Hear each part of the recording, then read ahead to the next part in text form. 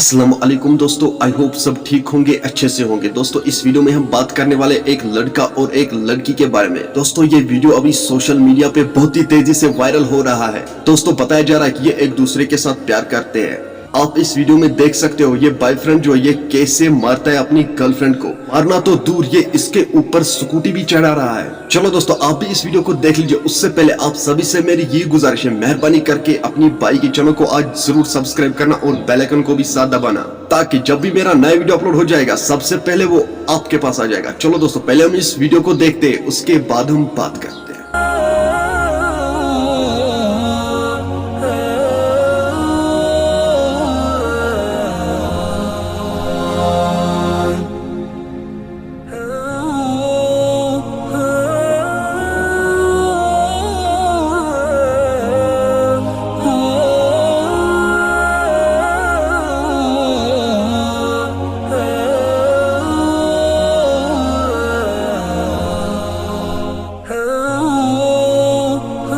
दोस्तों आपने इस वीडियो को देखा है, आपकी क्या राय है इन दोनों के बारे में कमेंट सेक्शन में जरूर जवाब दीजिएगा। चलो दोस्तों मेरा आज का वीडियो इतना ही, मिलते हैं किसी अगले वीडियो में। तब तक के लिए अपना ख्याल रखना और अपने भाई को दुआओं में याद रखना। बाकी अस्सलाम वालेकुम।